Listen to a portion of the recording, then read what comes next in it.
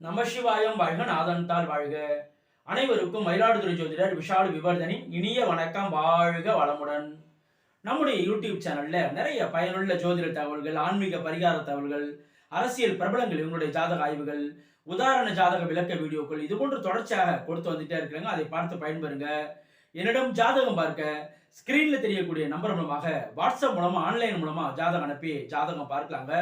இன்னும் பல நூறு ஜோதிட வீடியோக்களை தொடர்ச்சியாக நம்முடைய சேனல்ல பதிவிட இருக்கிறாங்க.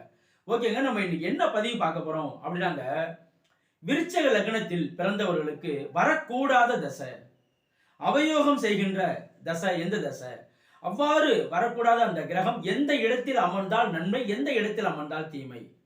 அப்ப அந்த லக்னத்திற்கு வரக்கூடாத தசைனா, அப்ப வரக்கூடாத தசைனாலே அது நன்மை செய்ய இயலாத நிலையில தானே சார் இருக்கும் அப்படின்னா அது போன்ற அமைப்பு இல்லைங்க. அந்த கிரகம் எந்த இடத்துல இருக்கு அதை பொறுத்து நன்மைகள் செய்யும். அவயோக தசை தான் அவயோகம் செய்கின்றது எந்த இடத்துல இருக்கும். உதாரணத்திற்கு 3, 6, 10, 11ஆம் இடம் என்று சொல்லக்கூடிய உபஜய ஸ்தானத்துல, வெற்றி ஸ்தானத்துல, நட்பு நிலையில் சுபத்துவம் அடைந்திருந்தால் அந்த கிரகம் சுபத்துவம் அடைந்திருக்கணும், பாவத்துவம் அடைந்து விடக்கூடாது. அவயோகம் செய்கின்ற கிரகம் தான். ஆனா எந்த இடத்துல இருந்தால் நன்மை, எந்த இடத்துல இருந்தால் தீமை அப்படிங்கிறத இந்த பதிவுல விளக்கமாக பார்க்கலாங்க. பொதுவாக விருச்சக லக்னம், விருச்சக லக்னத்திற்கு அதிபதி யாரு அப்படின்னா செவ்வாய்ங்க. விருச்சக லக்னத்திற்கு அதிபதி செவ்வாய். செவ்வாய்க்கு நட்பு கிரகம் என்று சொல்லும் போது சூரியன், குரு, அதே போல சந்திரன், இதெல்லாமே ரொம்ப நெருங்கிய நட்பாக வரும். செவ்வாய்க்கு செவ்வாய் அவருடைய லக்னாதிபதி நண்பர், லக்னாதிபதி செவ்வாய். அதே போல அவருக்கு ரொம்ப நட்பு கிரகம் வரக்கூடிய கிரகங்கள் என்னென்ன, சூரியன், சந்திரன், குரு,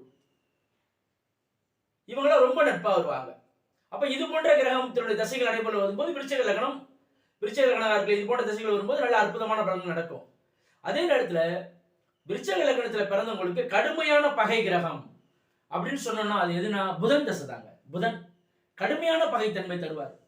எந்த இடத்துல அமர்ந்தால் புதன் நன்மை செய்வார், எந்த இடத்துல அமர்ந்தால் புதன் தீமை செய்வார் அப்படிங்கிறத பார்க்கலாங்க. அதாவதுங்க, பொதுவாகவே காலபுருஷ லக்னத்திற்கு, காலபுருஷ தத்துவத்தின் அடிப்படையில் பார்த்தீங்கன்னா மேஷத்திற்கு இந்த புதன் 6ஆம் அதிபதியாக வருவார். அப்ப செவ்வாயுடைய வீட்டிற்கு 6ஆம் அதிபதி, 6ஆம் இடம் கடன் பம்பு வழக்கு. அந்த செவ்வாயுடைய லக்னத்தில் பிறந்தவங்களுக்கு புதன் தசை வரும்போது கடுமையான கடன் ரீதியான விஷயங்கள் ஆட்படுவாங்க. அப்ப இந்த மேஷத்திற்கு 6ஆம் அதிபதியாக வரார். அதே போல இந்த விருச்சகத்திற்கு பார்த்தீங்கன்னா 8ஆம் அதிபதியாக புதன் வருவார். அப்ப செவ்வாயுடைய 2 வீடுகளுக்கும் கடுமையான கெட்ட ஆதிபத்தியம் வைப்பவர் யாரு அப்படின்னா புதன். அப்ப புதனுடைய தசையை பொறுத்த வரைக்கும் விருச்சக மேஷ லக்னத்துல பிறந்தவங்களுக்கு புதன் தசை கடுமையான கெடுபலனை தரக்கூடிய தசையாக இருக்கும். அதே நேரத்துல எந்த இடத்துல அமர்ந்தால் அந்த கெடுபலனுடைய தன்மையானது குறையும் அப்படிங்கிற பாயிண்ட் இருக்குல்ல, அந்த அடிப்படையில பார்க்கும்போது நம்ம சொல்லும் போது 3, 6, 10, 11ஆம் இடம் அப்படிங்கிற இடத்துல அமர்ந்தால் நன்மை. உதாரணத்திற்கு லக்னத்திலே புதன் அமர்றார், லக்னத்திலே புதன் அமர்றார் அப்படின்னு வச்சுங்களேன், இந்த இடத்துல 8ஆம் அதிபதியாக 8ஆம் வீட்டுக்கு 6இல் மறைந்து லக்னத்தில் திக்பலமா இருக்கார். ஆனா 8ஆம் இடத்துல அவர் தொடர்பு வரல. மாறாக 11ஆம் வீட்டுக்கு 3இல் இருக்கின்றார். ஆனா 8ஆம் வீட்டுக்கு 6இல் மறைகின்றார். ஆனால் 8ஆம் அதிபதியாக அவர் லக்னத்தில் இருக்கும்போது சின்ன சின்ன இடைஞ்சல்களை அவர் தரவே செய்வார். ஆனா 8ஆம் இடத்தினுடைய ஆதிபத்திய பலனானது செயல்படாது அப்படின்னு நம்ம எடுத்துக்கலாம். அப்ப இந்த இடத்துல லக்னத்துல புதன் இருப்பது ஓரளவுக்கு நல்ல பலனே. 2ஆம் இடத்துல புதன் இருக்கார். 2ஆம் இடத்துல புதன் அமரலாமா விருச்சக லக்னத்திற்கு? எந்த வீட்டோடு தொடர்பு கொள்வார்? 8ஆம் வீட்டோடு தொடர்பு கொள்வார். 11ஆம் வீட்டுக்கு கேந்திரத்தில் இருப்பார். 8ஆம் வீட்டை பார்த்து அதை வலுப்படுத்துவார். பொதுவாக 8ஆம் இடத்தை பார்த்து வலுப்படுத்த கூடாது. அப்ப இந்த இடத்துல என்ன பாயிண்ட் வந்துருது, லக்னாதிபதி வலுவை பொறுத்து. லக்னாதிபதி வலுனா இந்த இடத்துல லக்னாதிபதி ஓரளவுக்கு ஆட்சியாக இருக்கின்றார், சுபத்துவமாக இருக்கின்றார்னா 8ஆம் இடத்தை புதன் பார்த்து 8ஆம் அதிபதியோட தசை நடக்குது அப்படின்னா பிறந்த இடத்தை விட்டு வெளியிடம், வெளிநாடு, தூர தேச இடங்களுக்கு சென்று பிழைக்கக்கூடிய அமைப்பை ஏற்படுத்துவார். அப்ப 8ஆம் அதிபதியாக 8ஆம் இடத்தோடு புதன் தொடர்பு கொள்வது நல்ல அமைப்பா என்றால் நல்ல அமைப்பு இல்ல. லக்னாவுடைய வலுவை பொறுத்து மட்டுமே இதுல பலன் கூடுதல் குறைவாக இருக்குங்க. 3ஆம் இடத்துல புதன் தாராளமாக அமரலாங்க. ஏன்னா இந்த இடத்துல சனியோட வீட்டுல நட்பு நிலையில் இருப்பார், 3ஆம் இடத்துல இருப்பார். மேலும் சுபத்துவம் அடைந்தால் அபரிமிதமான நல்ல பலன்களை தருவார். விருச்சக லக்னத்துக்கு வரக்கூடாத தசைன்னு சொல்ற நிலையில விருச்சக லக்னத்துக்கு வர வேண்டிய தசை அப்படின்னு சொல்லக்கூடிய அளவுல வந்துடும். அந்த அளவுக்கு புதன் திசை நல்ல திசையாக இருக்கும். ஆனால் இது சுபத்துவமாக இருக்க வேண்டும். ஒரு பௌர்ணமி சந்திரனுடைய பார்வை இருக்கலாம், சந்திர அதியோகத்தில் இருக்கலாம், குருவின் பார்வை, குருவின் இணைவு, சுக்கிரனுடைய இணைவு, இது போன்ற விஷயங்கள் இருந்தனா கண்டிப்பாக நல்ல பலனை தருவார் அப்படி சொல்லலாம். 3ஆம் இடத்துல புதன் அமரலாம்.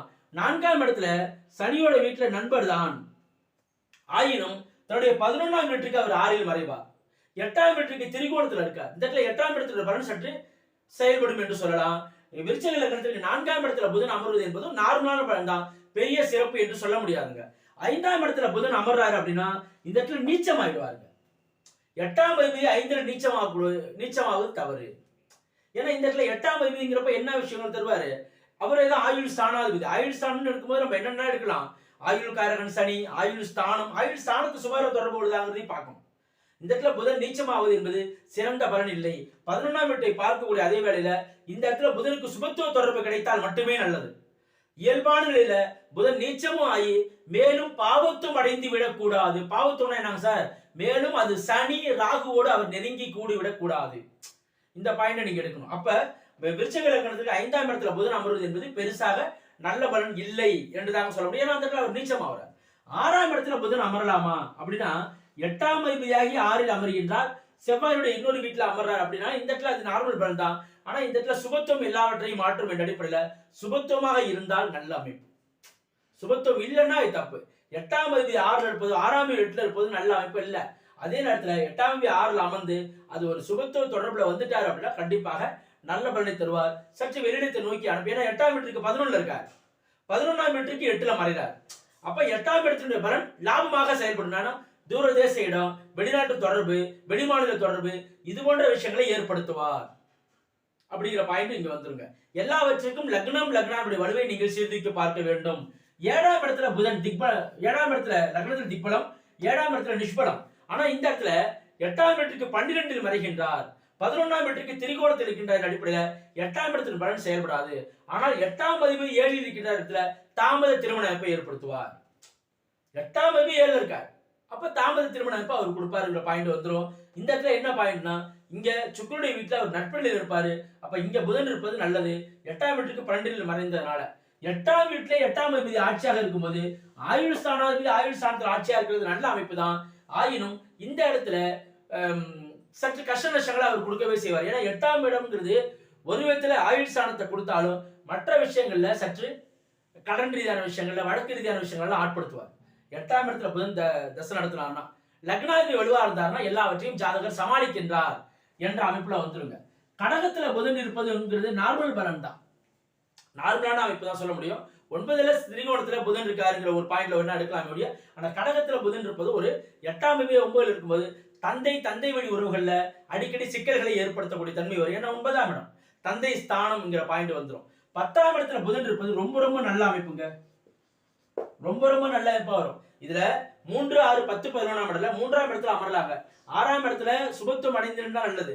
ஆனா 10ஆம் இடத்துல இயல்பாக அவரு எந்த விதமான சுபத்துவம் இல்ல பாவத்துவம் அடையாம இருந்தாரு, ரொம்ப நல்லதுங்க. அதனால சூரியன் வீட்டில் அதிரட்பாக இருப்பார். அப்ப புதன் 10ல் அமர்வது என்பது நல்ல அமைப்பு.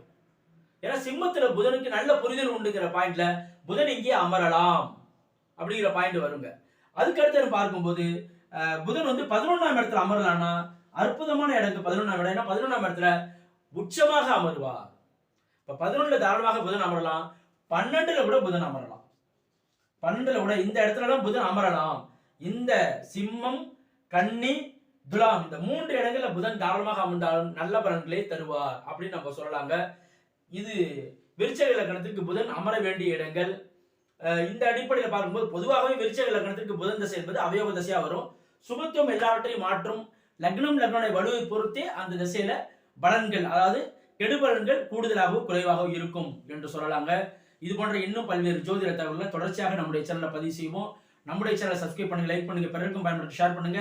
என்னிடம் ஜாதகம் பார்க்க ஸ்கிரீன்ல தெரியக்கூடிய நம்பருமாக வாட்ஸ்அப் மூலமா ஜாதகம் அனுப்பி ஜாதகம் பார்க்காங்க. நன்றி, வணக்கம். வாழ்க வளமுடன், வாழ்க வையகம், வாழ்க பிரபஞ்சம்.